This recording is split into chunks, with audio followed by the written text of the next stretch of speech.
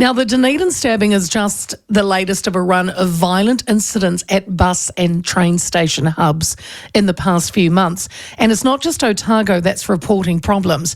Last month, there were 2 incidents at Newlyn, Auckland, that was described as a known group of disorderly youths, with a report on one of the incidents where the youth had a knife.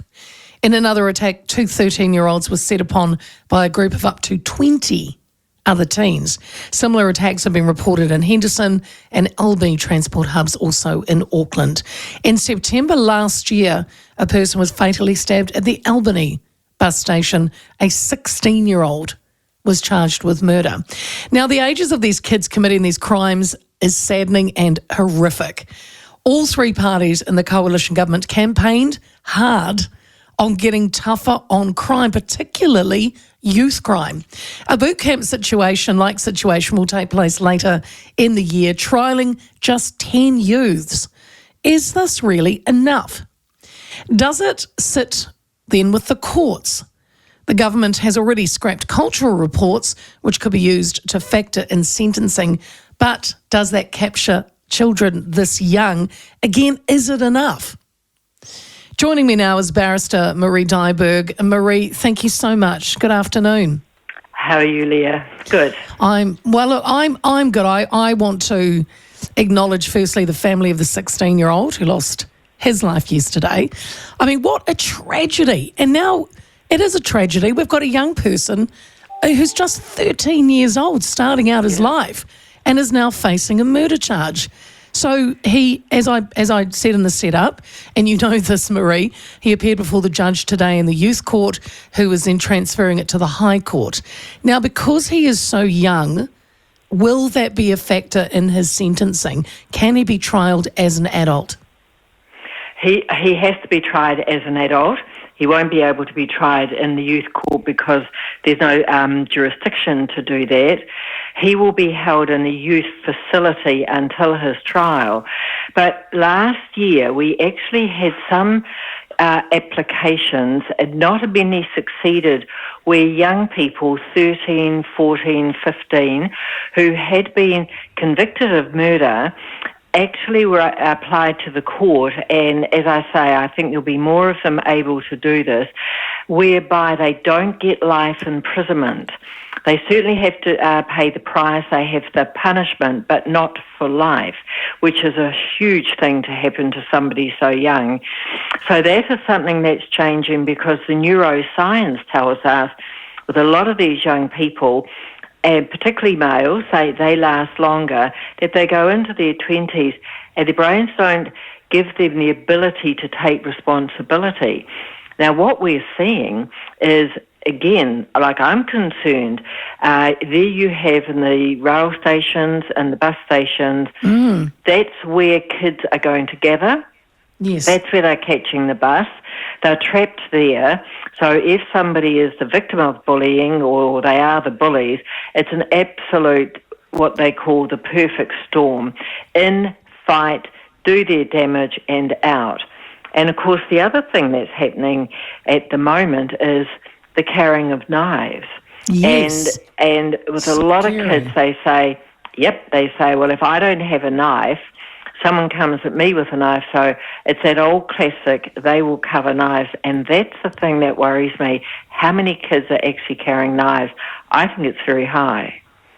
Marie, you said that something is changing, that the younger offenders won't get life, but they will pay a price. What did you mean by that? So what would they get then? What's the sentence?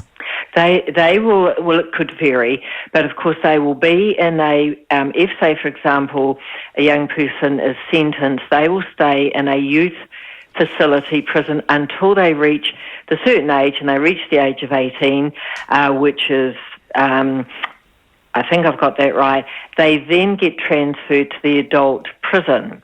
So they still do their time, right, but they don't end up with the yoke of life imprisonment. Now, that's something that's relatively new. Not a lot of success at the moment, but it has to come as we learn more. But I think the problem is that what we have to look at and say, of course, they all call for tough on crime, we're going to be tough and all the rest of it. Well, that never works, doesn't work with adults, doesn't work with children, especially kids who are brought up in tough households. There's two things. You can aim at preventing crime. Now, that means that you reduce the opportunities for crime, you increase policing, you focus on recidivism, all of those things to reduce crime itself. But alongside that, what a lot of societies are only just starting to really come to grips with is you have to also look at what we call criminality. So you get the percentage who are the serious offenders or potentially the serious offenders, and you work on antisocial behaviour and criminality. So that means that you have to strengthen hugely the things that influence young people, that's family, school and community. And those are the three influences that you want to work at to actually reduce the antisocial attitude and criminality. And you've got to separate that from crime. They both work together.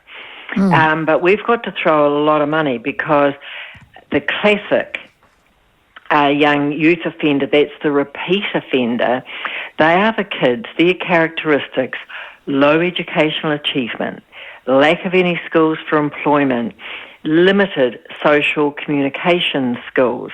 So, of course, those kids are not going to succeed, and they're just heading for one direction only. So we need to get the community and say, right, we accept all this, let's get behind it, let's work with education, with the community, with the family, and if that means strengthening, going into the families and strengthening, all of that is going to work on antisocial attitudes in these kids.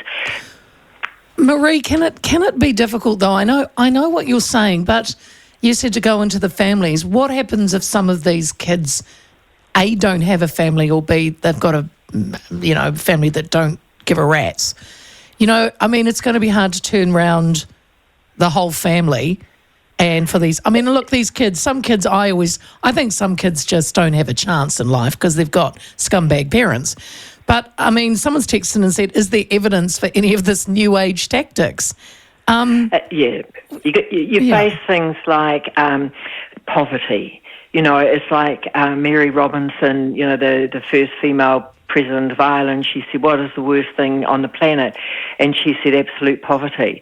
So you want to upskill poverty. You want to deal with drug and alcohol within the home. You want to try and work with them with, skilled people